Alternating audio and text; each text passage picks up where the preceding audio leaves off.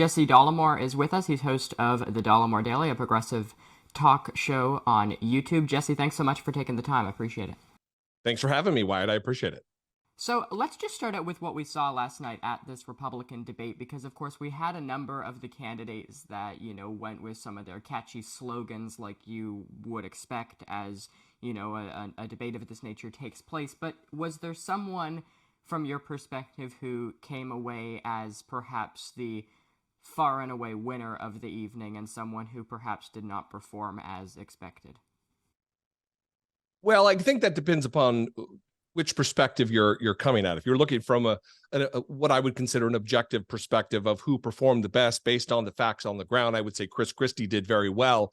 If you're looking at it from a Republican point of view, I think Vivek Ramaswamy he won the night because he did his best to emulate Donald Trump, which was feeding red meat to the crowd, which they ate up at every opportunity.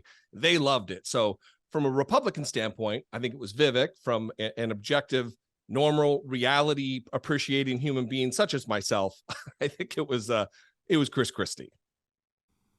And what does it mean that Donald Trump wasn't at the debate? I mean, he's the front runner by obviously a very large margin, regardless of whether or not his margins go up or down. Do you think he might potentially consider participating in this upcoming Fox Business debate that's going to be taking place in California next month, given the fact that, as I said, as of right now, I mean, all the other candidates that were on that stage last night are all, in many cases, in the single digits? Yeah, I think that there's a possibility that he might reconsider some of the barbs and the slings and arrows that were directed at him.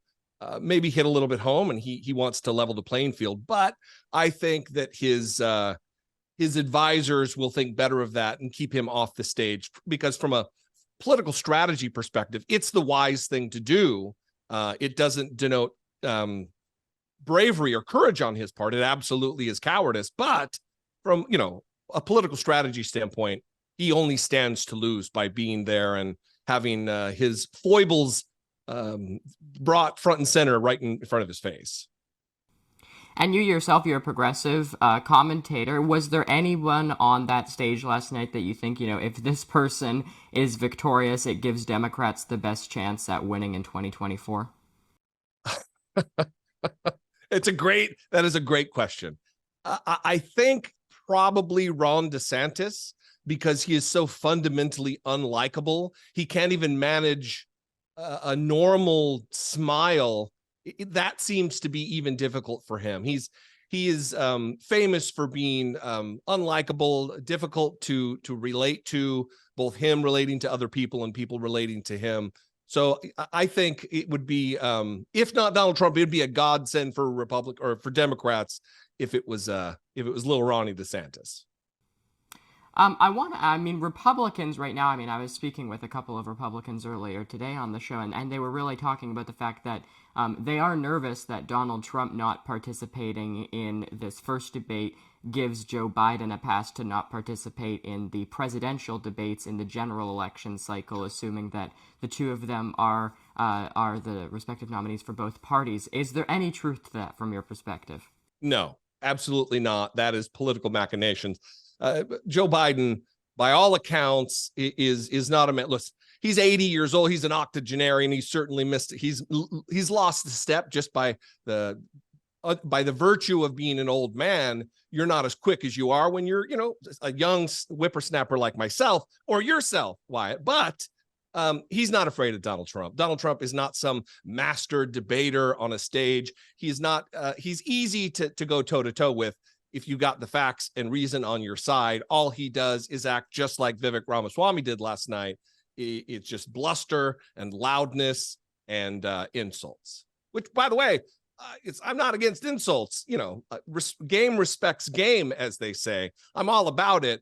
But in a presidential debate, you expect more. But no, Joe Biden's not afraid of Donald Trump. And just before we conclude, in the 2020 Democratic primary, there was a very large number of candidates, so many that they had to split their first debate into 2 evenings. There was 20 candidates in total that were on the debate stage. Moving forward with the candidates who did qualify for that debate, the ones like Asa Hutchinson, who got booed by the crowd on basically anything he said. Chris Christie got booed by the crowd as well. Where do these candidates go from here? And perhaps do you think the RNC might perhaps ease up some of these thresholds in order to make it on the stage? No, because I believe that the RNC is wanting to cull the field. They want to reduce the number of candidates. So I think the likelihood of Asa Hutchinson continuing on is slim. Last night in post interviews, he said that absolutely this is great. We're doing well. I do expect myself to be on the next debate stage. My prediction is whatever that's worth would be no, but I do think Chris Christie's going to be there. I think Chris Christie did make inroads with some of there's a certain faction of the Republican Party that their support for Donald Trump, like a glass of water sitting on a counter for a week, is starting to evaporate off. And I think that Chris Christie could be their man. All right, Jesse Dollemore from the Dollemore Daily. Thanks so much. Appreciate it.